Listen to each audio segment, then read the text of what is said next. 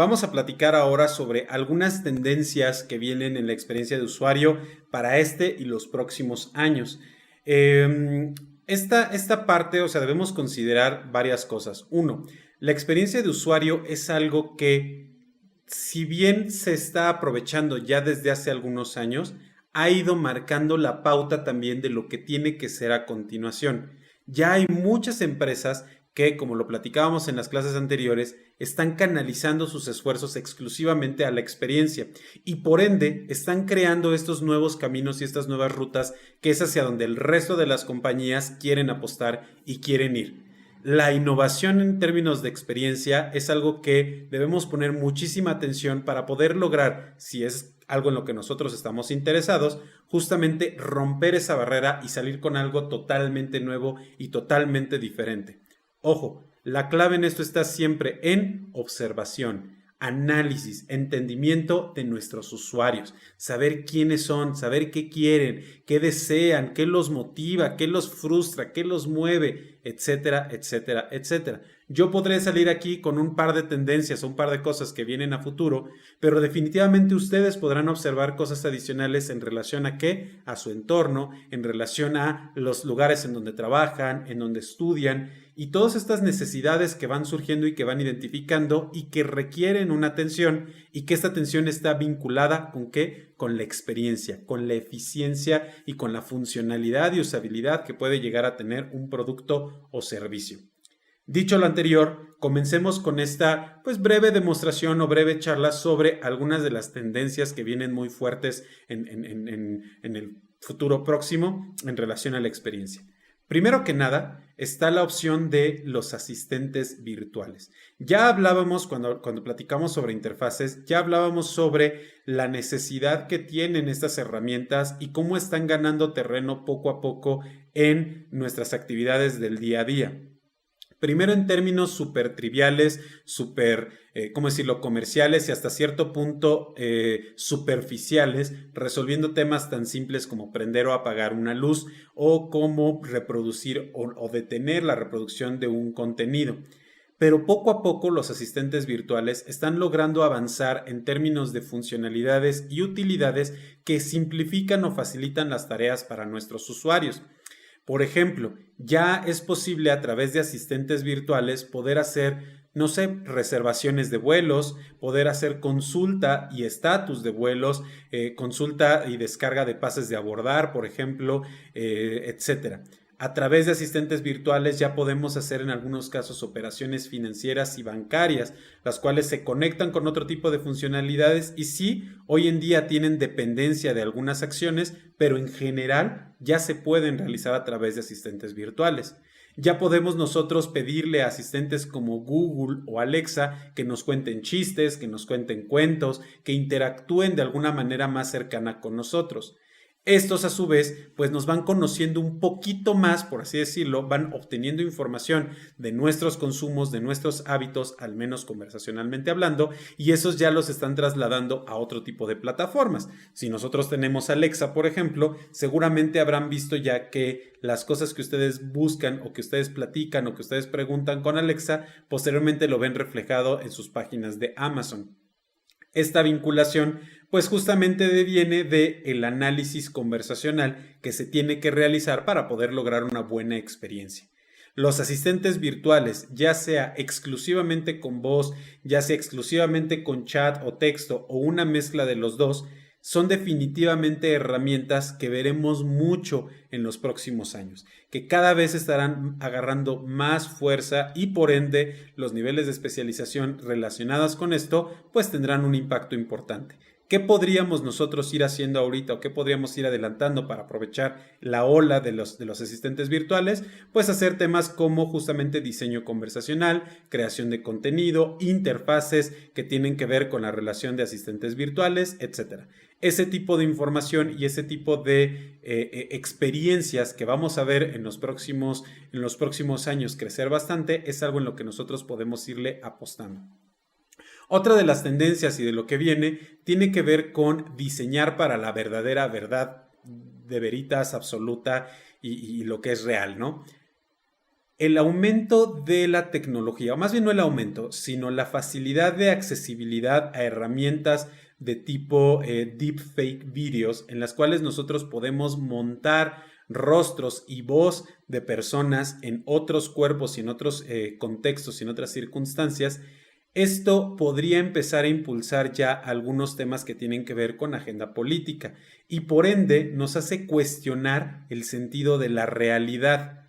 Esto es solo un ejemplo. La manera en que estamos difundiendo información a través de las redes sociales sin un contexto y sin un argumento y sin la veracidad o validez de que realmente lo que se está haciendo es real o no, puede tener consecuencias negativas. Ya vimos recientemente la reacción de redes como Twitter, Facebook o YouTube al cancelar suscripciones de personas que están afectando la verdad y abusando de su poder de influencia para generar movilizaciones que pudieran llegar a ser violentas o inadecuadas o inaceptadas. No estoy juzgando a nadie ni a nada, simplemente estoy poniendo este ejemplo.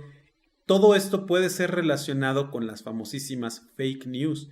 Entonces, definitivamente algo en lo que nosotros como diseñadores de experiencia tenemos que empezar a trabajar y a poner atención es en cuestión de ver cómo garantizamos o cómo ayudamos a que la información que reciben nuestros usuarios sea lo más veraz posible, sea lo más real posible. Ver cómo las herramientas que nosotros estamos construyendo y que nosotros estamos diseñando rompen esa barrera de eco social, las cual nos permite únicamente ver la información y el contenido de acuerdo a nuestra burbuja y a nuestro comportamiento.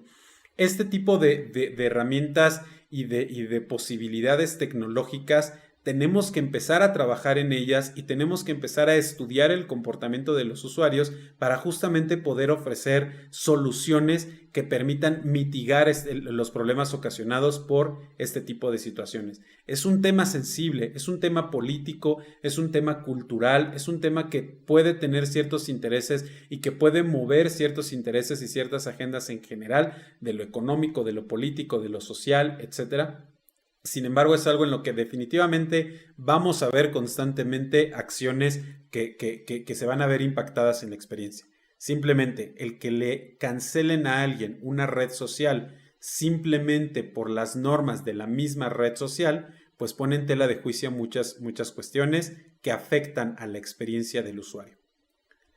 Trabajo remoto. A raíz de las condiciones que estamos viviendo o que se han estado viviendo en diferentes países, si no es que en todo el mundo, por términos de la pandemia y cuestiones sanitarias, se ha habilitado más los canales para trabajar de manera distante, para trabajar remotamente, con programas en la nube, con programas de colaboración en diferentes geografías, con programas también de comunicación o para hacer videollamadas o videoconferencias, compartir información, etc.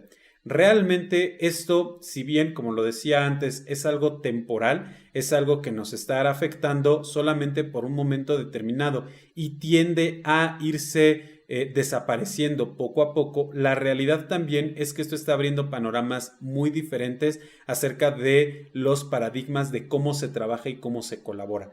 A lo mejor ya en un par de meses y a lo mucho el próximo año estaremos viendo ya a gente regresar a las aulas, a las oficinas y a esta normalidad que significa ya no tener tanto la preocupación de esta pandemia. Sin embargo, también esta circunstancia abrió la posibilidad a que las organizaciones pues vieran el impacto que tiene trabajar de manera remota y en muchos de los casos entender que esto se está haciendo de una manera positiva, que hay mejoras en términos de cómo se siente la gente en sus ambientes laborales, ahorro de recursos y de dinero para no pagar oficinas y más bien destinar ese dinero a darle apoyos a la gente para que pueda trabajar desde sus casas, la productividad, etcétera, se ha visto en mejora y ha cambiado la percepción de muchas corporaciones.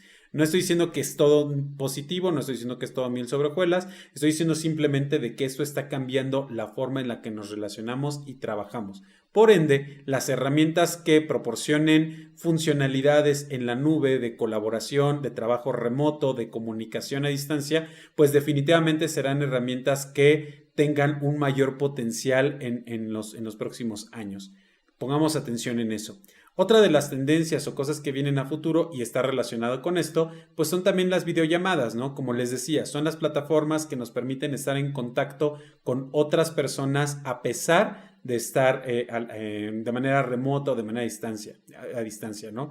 Herramientas, por ejemplo, como los asistentes virtuales tipo Alexa y Google Home, que ya permiten hacer videollamadas desde el mismo dispositivo, o que pueda yo solicitarle a mi asistente que le hable por teléfono a alguien. Esto habilita un montón de posibilidades para que la gente ejecute acciones a distancia sin necesidad forzosamente ya ni siquiera de una computadora o de un teléfono.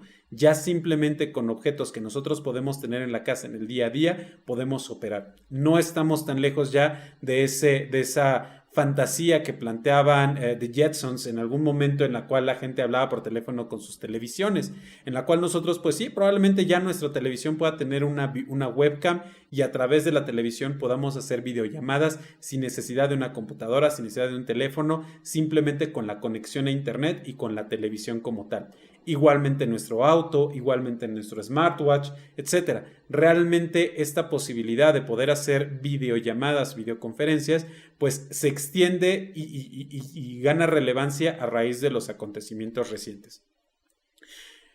Por último, y no por eso menos importante, tenemos también la opción del Dark Mode. Definitivamente, y seguramente ustedes ya han visto muchas plataformas que ofrecen esta posibilidad, plataformas de mensajería, de redes sociales, de navegación, etcétera, ofrecen la posibilidad del Dark Mode y esto ya lo vamos a ver poco a poco reflejado en otro tipo de herramientas.